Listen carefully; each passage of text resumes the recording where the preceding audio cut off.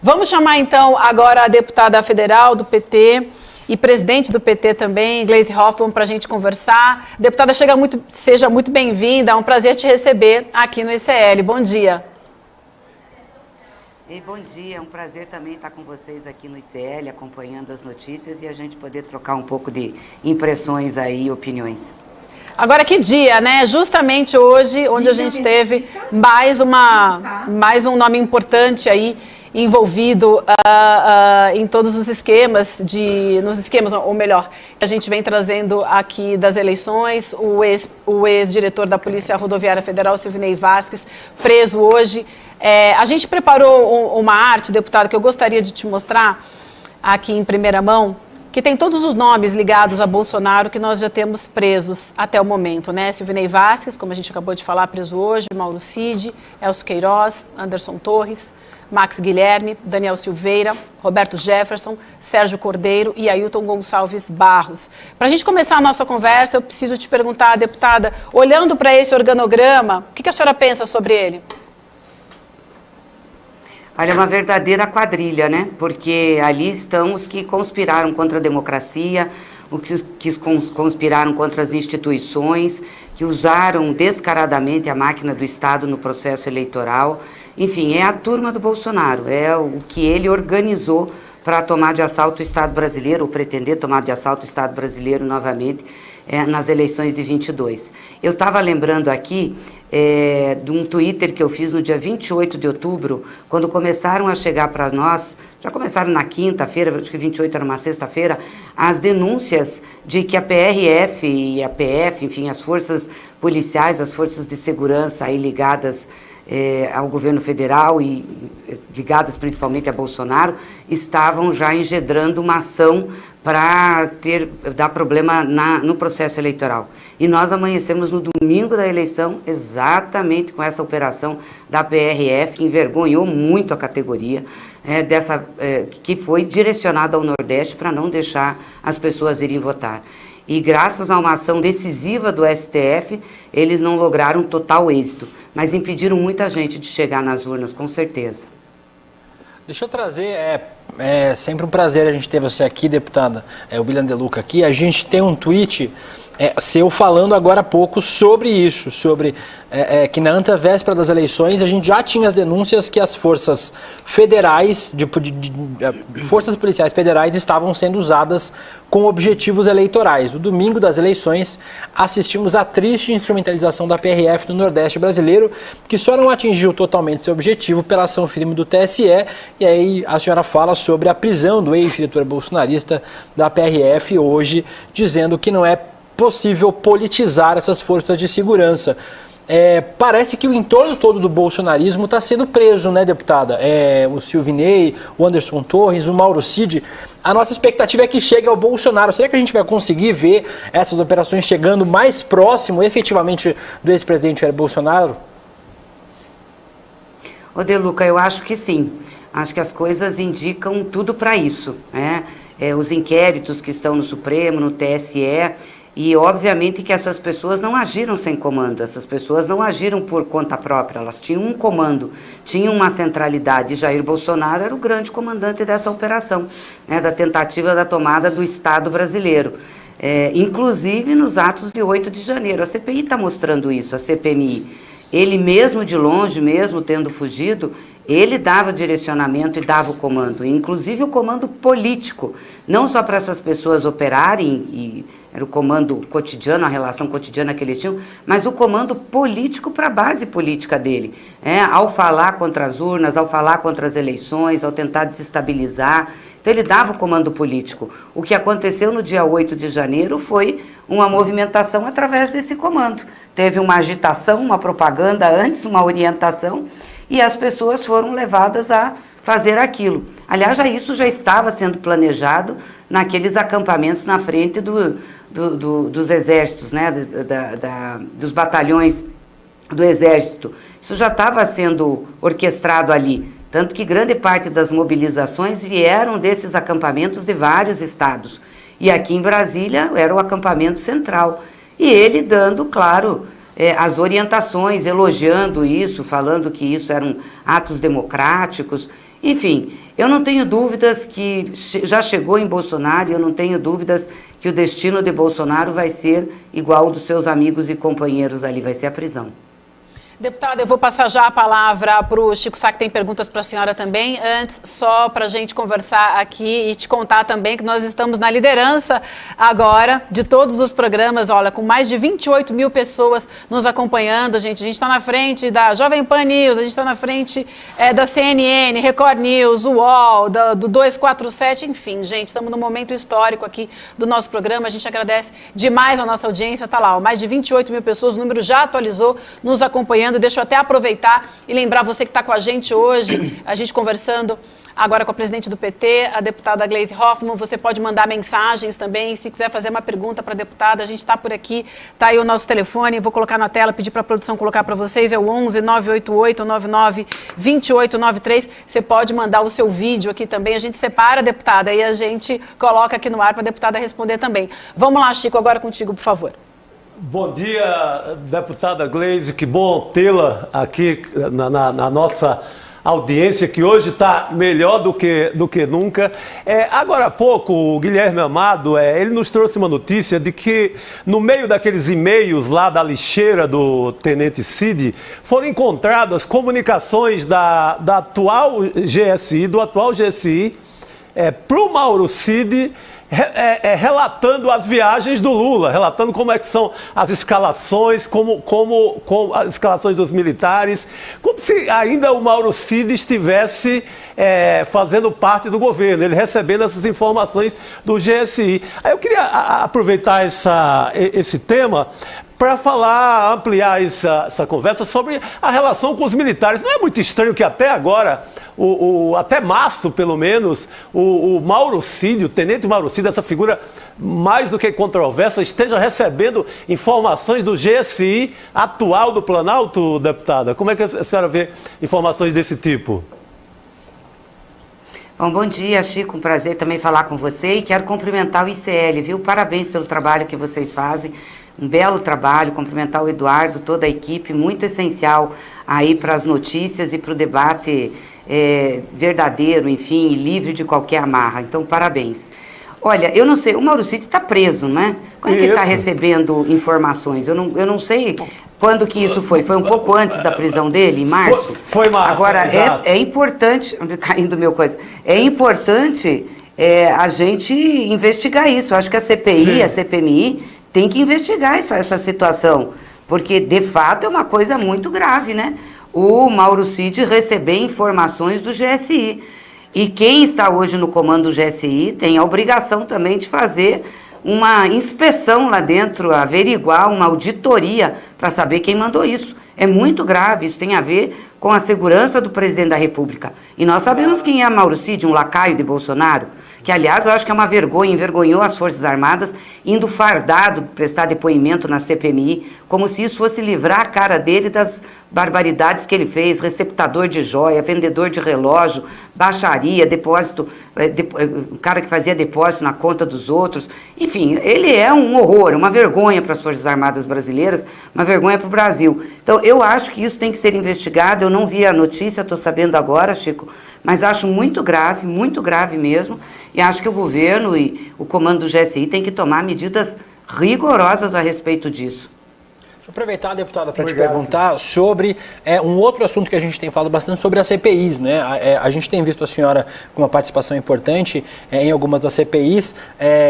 Há um certo controle do governo na CPI do golpe, na CPMI do golpe, mas nas outras há um comando quase integral da oposição. Eu queria saber como é que a senhora tem visto esses trabalhos. Ontem a gente teve o nosso Eduardo Moreira aqui falando em uma CPI importante das americanas. Como é que a senhora tem visto os trabalhos das CPIs que parecem estar povoadas de bolsonaristas querendo não trabalhar, né? A gente tem visto, por exemplo, o seu colega de Câmara dos Deputados, Abílio Brunini, sempre atrapalhando os trabalhos nas CPIs. Queria saber como é que a senhora tem visto os andamentos, em especial na CPMI do golpe, que a gente tem considerado a mais importante em andamento na casa.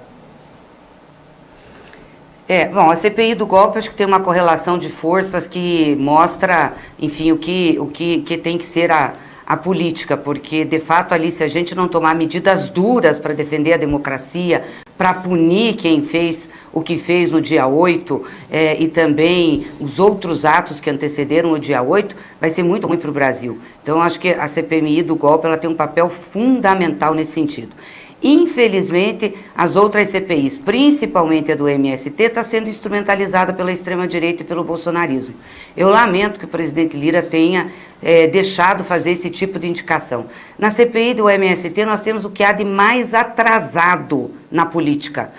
Tanto ligado a produtores rurais, a agronegócio. O agronegócio é atrasado. Aquele que acha que tem que ter capanga, que tem que ter arma, que tem que matar. E também pessoal que milita na área de segurança, também é atrasado. Tem um deputado lá que é do exército, é militar, ele bate na mesa, diz que com ele é tiro. É claro que é um machão de microfone, mas sabe, isso não serve à política. Ali não está se fazendo um debate sério. Essa CPI do MST, ela foi feita para criminalizar o movimento e a reforma agrária. Essa gente odeia pensar em reforma agrária, acha que tem que ser concentrada a terra, que eles mandam em tudo. Quer dizer, e quando a gente vê um monte de grileiro ali defendendo terras, entendeu? Gente que ocupou terra pública, terra devoluta, que hoje se diz legítimo proprietário. Olha, é uma coisa absurda o que nós estamos vendo. Ontem foi um depoimento muito chocante, né, das pessoas estarem usando gente mais simples para tentar atacar o movimento. É muito ruim. Eu lamento que isso esteja acontecendo na Câmara dos Deputados e que a extrema-direita esteja tendo esse fôlego. Porque nós vamos conseguir enfrentar a extrema-direita na CPMI do golpe, derrotá-los lá, puni-los, já tem gente presa, não tenho dúvida que a CPMI vai avançar nisso, só que, por outro lado, o Centrão dá apoio à extrema-direita para atuar nessas outras CPIs. Então, fica fortalecida politicamente. Isso é muito ruim. Eu acho que a gente tem que ter um freio de arrumação, o governo tinha que conversar sobre isso com sua base, se realmente está ampliando a base tem que ter com o governo uma relação muito séria, uma relação realmente de sustentação, e não desse tipo aí. Esse fôlego da extrema-direita que a senhora acabou de mencionar tem muito a ver com fake news também.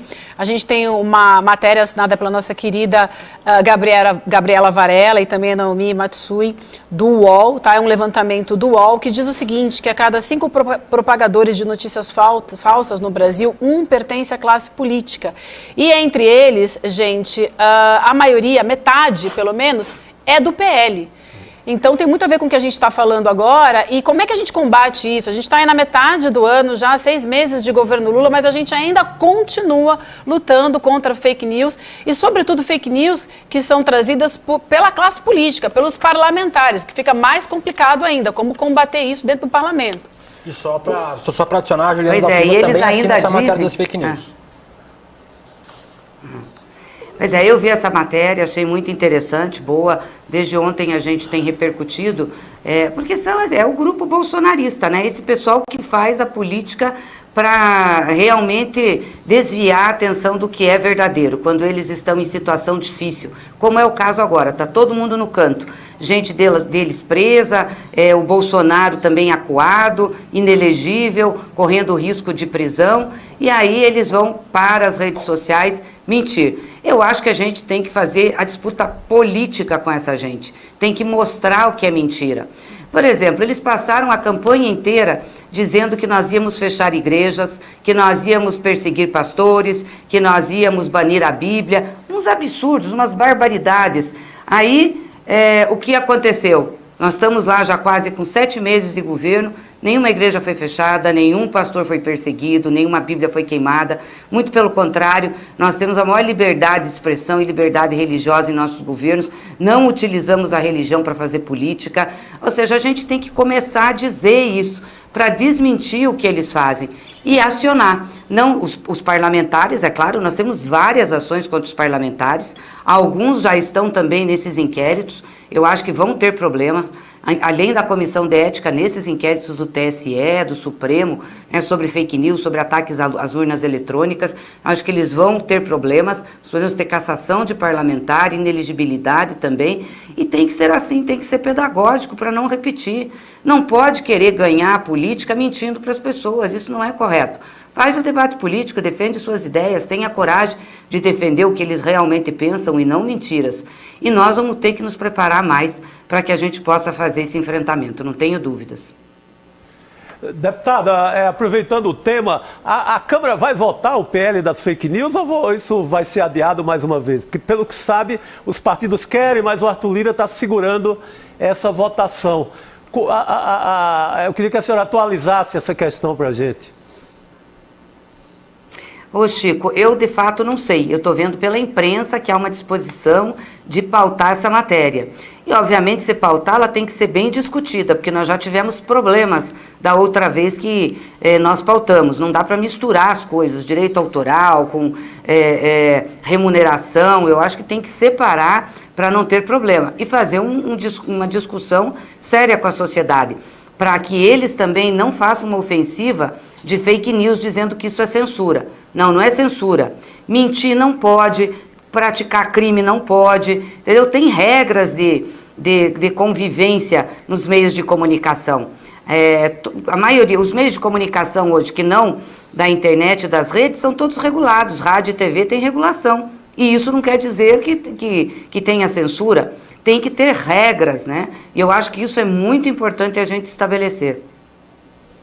Deputada, eu queria trazer um outro tema para a gente falar, que foi a morte de um jovem rapaz de 13 anos, ao que tudo indica, assassinado pela polícia na Cidade de Deus, no Rio de Janeiro. A gente tem uma foto, essa foto foi feita pela fotógrafa Selma Souza, é uma foto que rodou ontem as redes sociais e que emocionou muita gente, que são crianças no velório desse jovem, chorando. Mostra toda a tragédia, a inocência das famílias, das crianças, no rostinho dessas crianças, nessas lágrimas, assim. Essa foi uma imagem que me tocou muito, tocou muita gente, foi muito falado. E é realmente assustadora essa realidade que a gente vive. E a senhora fez um post, eu vou puxar aqui para a gente ler, ou melhor, um tweet, em que a senhora falava, obviamente, aqui da chacina que aconteceu em São Paulo, né? Em 6 dias das 16 ações com mortes no litoral de São Paulo, os PMs não tinham câmeras. Chacinas, assassinatos de adolescentes, todos os dias assistimos abordagens policiais que terminam em tragédias sob o bordão de matar bandido. É urgente rever isso. Pobres, pretos e jovens são os mais atingidos. Os grandões do tráfico seguem livres. A senhora está falando aqui da operação que aconteceu em São Paulo, mas esse seu tweet tem muito a ver também com essa foto, com a morte desse jovem adolescente, dessa criança de 13 anos, pobre, preta, moradora da Cidade de Deus. E eu queria te ouvir falar um pouco também sobre como lidar com isso, nesse momento que a gente vive hoje. E a gente teve, né, pelo menos 46 mortes em 3 ações na mesma semana, né? Bahia, São Paulo e Rio de Janeiro. Olha, é muito difícil, viu, Vivi? Muito difícil e muito triste. A gente olha para essa foto, dá vontade de chorar, porque a dor está expressa ali, né? E é uma dor expressa de perda da pessoa, mas também de impotência, de o que vai fazer, estamos entregues a essa barbárie, né? Esse bordão que se usa de bandido bom, bandido morto, usado pelo Bolsonaro e por muitas autoridades das forças de segurança, ele leva a essa situação. Mata-se sem ver quem está matando. E eles têm a pachorra de dizer, isso é efeito colateral, pelo menos matou o bandido. Eu estou perdendo meus microfones aqui. Pelo menos matou o bandido. Quer dizer, e causa dor imensa às pessoas, né? Uma tragédia. Eu queria saber se acontecesse isso com o filho deles, entendeu? Matar um efeito colateral matando um filho do Bolsonaro. O que ele faria? Um efeito colateral matando um filho do governador de São Paulo. O que ele faria? Do comandante da polícia militar. Quer dizer, claro que tem que ser punido quem matou um militar. Eu não estou aqui para fazer julgamento policiais, a maioria também são pobres e trabalhadores, mas estão sendo coordenados com uma política de ódio e de extermínio que não pode dar certo na nossa sociedade. Isso é muito ruim, só gera violência. E é a maioria que morre preto e pobre, né? Então, eu coloco isso. Eu queria saber como é que seria o efeito colateral com o filho do governador, com o filho do Bolsonaro. O que eles diriam disso? Qual seria a situação que eles estariam? Então, a gente tem que parar com isso. Não pode ser uma política de vingança.